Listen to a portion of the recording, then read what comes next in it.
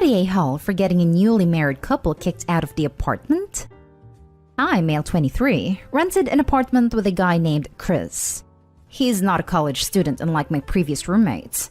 Reason I chose to rent with an older guy is because of the situations college students put me in and being irresponsible.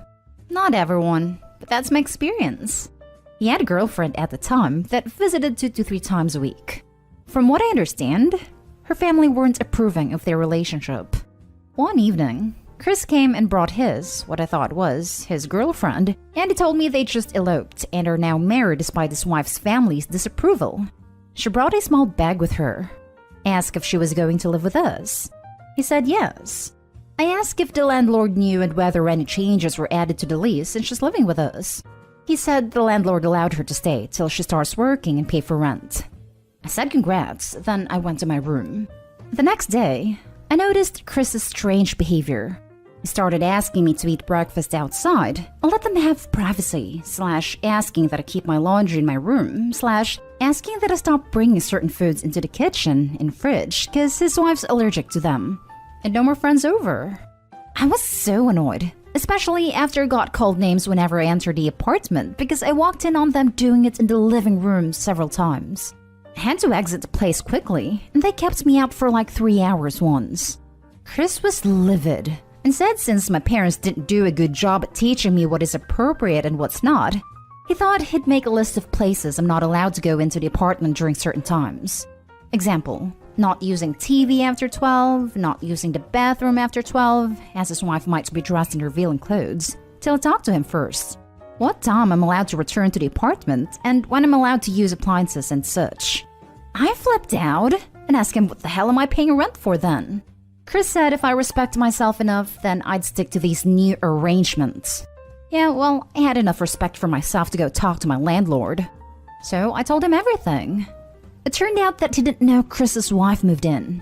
He had an argument with Chris and gave him an eviction note to leave the apartment. Chris came back and said he couldn't believe I did this to him. Said he thought we were friends. I remained quiet, till his wife came yelling that they're screwed, that they don't have money to rent elsewhere and family won't take them. I kept shrugging while Chris was screaming at me asking if I'm happy with a newly married couple being homeless because of what I did. Chris been guilting me, saying I should have talked to him about it. Am I the a-hole? Now for the top comments. You're absolutely not the a-hole. Chris seems to think that he can dictate the happenings of the apartment 100% when he only pays, presumably, 50% of the rent. He also obviously lied to you, telling you that the landlord said it was okay. Never have I had a landlord, even the most lenient ones, just allow another tenant without adding them into the lease. It's cute he thought you were friends when he so blatantly disrespected you. This is manipulation. They're homeless because of his doing, not yours. Hands up if you want to bet Chris told girlfriend / wife that the apartment was his, and OP was leasing a single room. So of course he can lay down the law. Probably.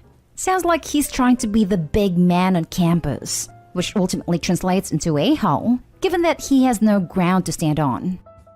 Not a-hole. You didn't do anything to them. They did it to themselves. Their rules were ridiculous, and you absolutely don't have intercourse in a living room you share. They were the ones breaking the rules set forth by the landlord in the lease he signed. And he lied to you about it. You are not the a-hole here, but Chris and his wife are. Yeah. The couch wasn't available the entire time since Chris said didn't feel comfortable with me sitting on it since his wife sits there all the time. Suddenly, I'm seeing why her family didn't approve of this relationship. Chris seems to be controlling idiot. Don't sweat over it. You did nothing wrong. Not the a-hole. Chris sounds like an entitled moron. Nothing to feel guilty about at all. You didn't do anything wrong. Your only mistake was the initial concession to let the wife in without conditions. Hard to see a situation like this coming though. Now for the next story. Am I the a-hole for telling my sister that she can stay with me but her fiancé can't? I, 28 female, am a single mother of 5 kids. It's a lot, but I managed. It's helped by the fact that some of the kids are older and I have had a lot of help. I couldn't have done it alone. My sister's 33 female partner, 34 male, can be crappy about it. He thinks he has some sort of moral high ground due to my kids, and him being older than me means he treats me like he knows better than I do. He and my sister are facing eviction soon, and they want to stay with me. I've said that she can stay, but he can't. I don't want him around my kids when it's a family event that we can leave anytime. Why on earth would I want him living with us with no escape? My sister was upset, but ultimately accepted. However, she has asked if I would change my mind more than once. I said if he found somewhere else to stay the majority of the time, we would negotiate on him coming over a certain number of nights per week, which she accepted. Her partner, on the other hand, is hopping mad. Says I'm being cruel, using my power over him to humiliate him and punishing him for his opinions. He even compared me to a tyrant. I've said that if I was on the fence before, there's no way he's allowed here now, and said that while I was open to him coming over if my sister is staying with me, I now don't want him coming over at all. My sister has said that this is unfair, and she should be allowed to see her boyfriend, and that I'm not her mother. I can't control her, and that if she's going to be paying rent, we agreed she'd give me $100 per month for food, bills, and a guest room. Then she should be allowed guests over. Am I the a-hole for not letting him stay over? Info. My sister has not moved in yet. We're still just talking through everything, and I have a very good security system, so she cannot realistically sneak him in or anything like that. Not the a-hole. And honestly, if your sister is going to be that way, tell her she's not welcome either. She's a guest in your home, and it is not her house, even if she's giving some money a month. Not the a-hole. And I'm seriously more worried about your kids. His attitude to you is bad enough, but kids pick up on this crap. Please, please, do not let him near them, for the love of God. What happens if he's at home full-time and you have to leave unexpectedly to get something done? Would you trust him with them while you do day-to-day things like grocery shopping? Please don't subject them to this. You're right to exclude the boyfriend. He sounds like a tool.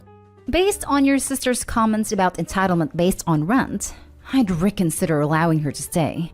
After a month, it will be, my boyfriend has a right to stay here as I want because I pay rent.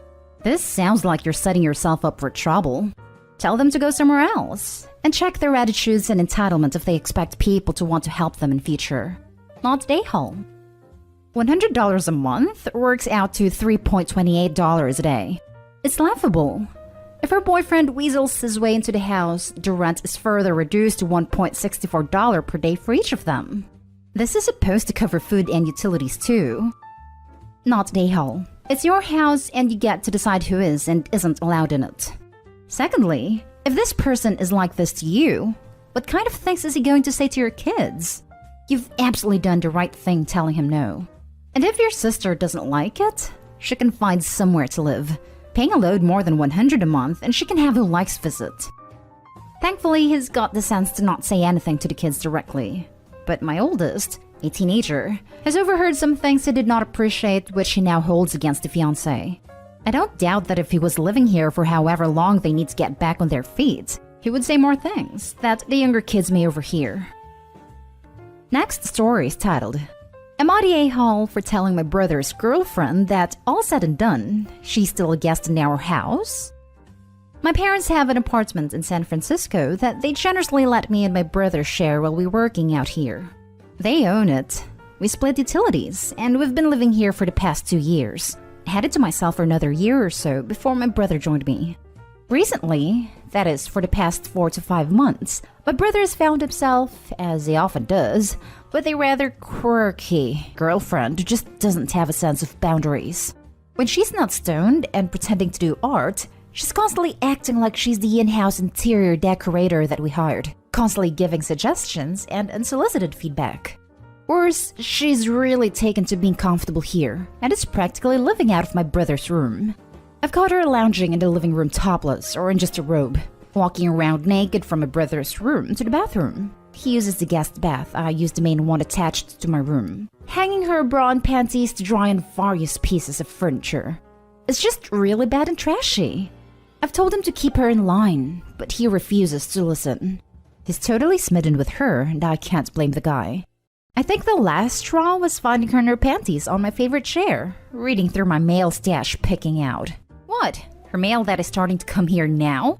I yelled at her and said I would appreciate it if she were to give our place a little respect, and realized that all said and done, she's still a guest in our place.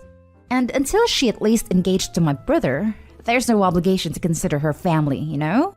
She huffed a little and then said I should mellow out or something. But I was done talking to her and stormed off. Am I the a-hole here? I'm at my wits' end dealing with her. Edit.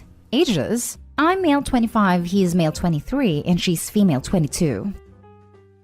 Now for the top comments.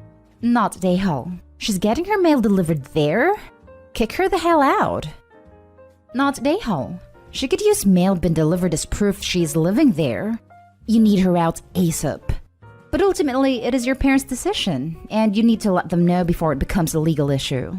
Info. How many days a week is she staying over? Is she there when your brother is not? Does she pay anything towards the bills? Not the a-hole. Until your brother wants her to officially move in, she's a guest and should be more respectful. I'd ask your brother why her mail is coming there. Have they low-key moved her in without telling you? Yeah, I don't know if she actually got mail or is just pretending. I'm gonna bring it up with the parents. I didn't want them to get in our mess, but the deal was we split utilities and that's it. Not the a-hole. Don't get stuck with a squatter claiming squatter's rights. Kick her out quick. Never thought about this. I second this. I live in San Francisco too, and tenant protections here are insane. If she is getting mail and has been her primary residence for more than 30 days, she might have established tenancy, and getting her out will be a nightmare.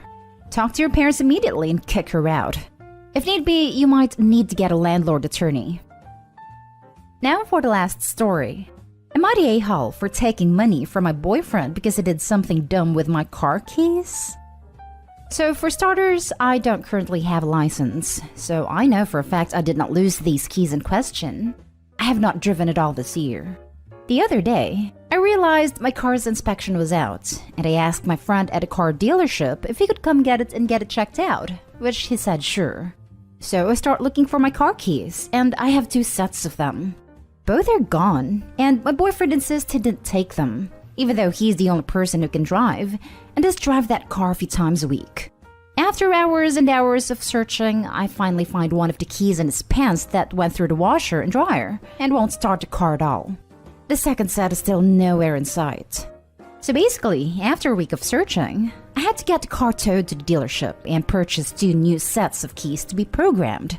It cost a fair bit of money, and my boyfriend feels that since it's my car, it's my problem. I ended up taking half of the cost from cash in his wallet. Part of my annoyance is he did the same thing a year or 2 ago with my truck. Lost both keys. Thankfully, I was able to prove to the dealership what happened and that I owned a truck, and they were able to get me a new key without the truck being towed in. I paid for both new keys that time myself. Am I the a-hole for taking money like that from him? I also want to add I'm currently working part-time from home due to the loss of license, while he works full-time. I make less than he does now, but I still pay my half of the bills. Edited to add. Since apparently within the 5 minutes of being posted, I'm being accused of making horrible life choices and being a drunk driver. I'd like everyone to know I have epilepsy and had a seizure at the end of December, which requires my doctor to take my license for a minimum of 6 months. This is why I'm working part-time now, because I can't drive to a job and my doctor wants me to use this time to recover properly. What the hell? Not the a-hole. You should be paying the full price. If you're not using your car, honestly, just sell it. He's proven himself twice now to be responsible with your property and just not have common decency or respect for you and your property to replace what he lost. Are you going to wait for this to happen a 3rd time? Either don't let him drive your car or he has one of the 2 keys, and if he loses it, he needs to pay to replace. Well, I have epilepsy and am within the time frame of being licensed still. I'm hoping to be able to drive again relatively soon, which is why I still have the car and truck. If this turns out to be a longer problem, I'll probably consider selling them. I agree with you though. I've started keeping the secondary sets in my nightstand because of what happened with my truck, but apparently he went and looked at backups when he lost the first set and never told me. So he essentially stole your keys, lost them, then expected you to pay? Waste man. He owes you the full price and a genuine apology. Yes, I'm sorry I didn't mention that before. These keys have been in my nightstand since the truck issue, and I rarely need them because I always hang the main keys back up. To be honest, I don't even know when the secondary set went missing because I haven't driven in so long. I could have sworn he just drove the car to work last week, so it had to be relatively recently this all occurred. Info: why are you still together? His inability to accept small responsibility is now causing you to steal. Trust me, I've been asking myself the same thing recently. I feel like breaking up over car keys sounds super silly, but I don't think it's particularly fair for me to be paying about $700 myself and need to pay for my half of the bills because of something he did.